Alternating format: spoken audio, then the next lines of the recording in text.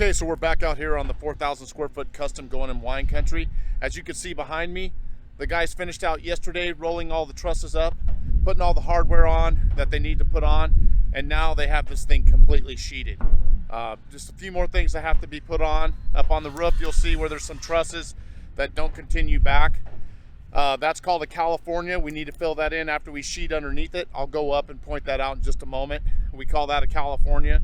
Now, I know what a lot of you are thinking. Did we invent that? No, we did not. It's called different things in different states. I don't know why it's called a California. It's been called that my whole entire life, so I'll go up and point all that out. But as you can see, the roof is being sheeted. They're going to finish that up today.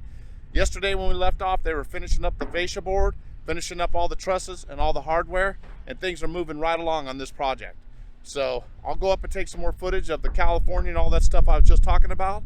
But this is how you get things done. Okay, you recall in a previous video I told you we had some design flaws where we had to raise windows up and relocate windows. You can see right here behind me where the trusses go up and where this California fill goes up. If we had left the windows, they would have been right in the middle of the window. So we raised those windows up. We raised up that one, and that one.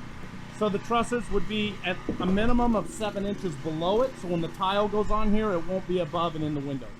So that's what we had to do. You can see down below right here, there's the old windowsill. The old windowsill right down here. Here's the old windowsill. Here's where the ridge is for the trusses. We moved the windowsill right up to here, raised the header up, and now we have the windows where the trusses aren't going right in the middle of them. You know, this is just some of the problems that you run into when you're going over plans that you have to figure out before you get too far into the project. Okay, so you can see right here behind me, I'm up on the roof now. The guys are continuing on doing the California fill, the cow stack we call it. So right here behind me, you'll see the trusses that don't have any trusses continue on. That's what I was calling a California. And like I said, no, we did not invent it. But what happens is we have a ridge line that comes back. We had to sheet this first. Okay, this is an understack. We sheet this first. Then we put a pad going down here to the valley.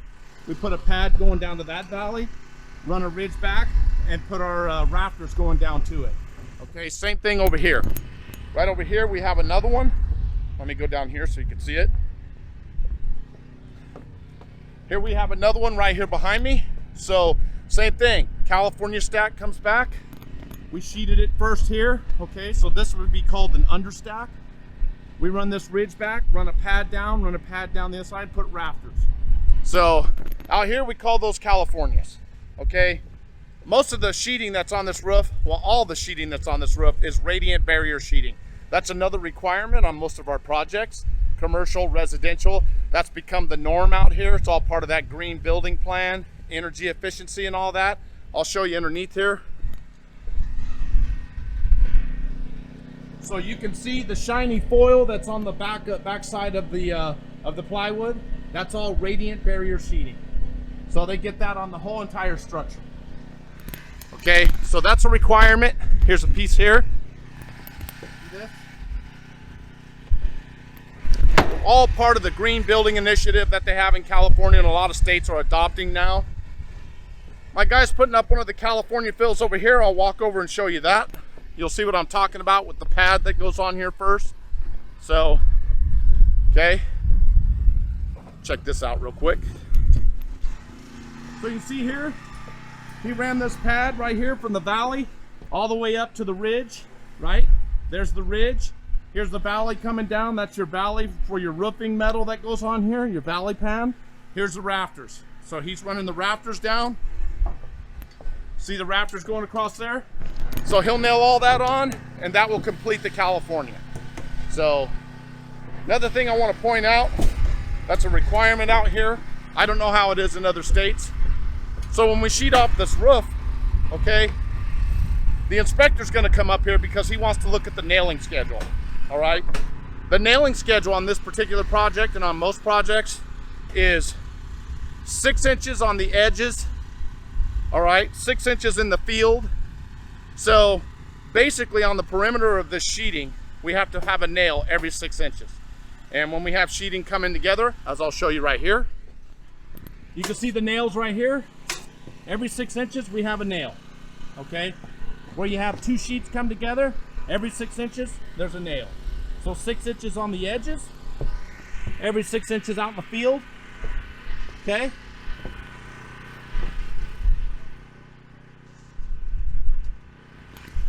Code and regulation for California. I've built in Arizona and other places, it seemed to be the same over there. But here, 6 inches on the edges, 6 inches in the field. That's the requirement for this roof sheeting. So the inspector, when he comes out, he's gonna walk up the ladder and he's gonna look at the nailing schedule, okay? And if it doesn't match, he won't sign the card. And we're not gonna let that happen. So hit the subscribe button, join the channel. Hopefully you'll learn something by watching these projects that'll help you with your project. Thanks for watching.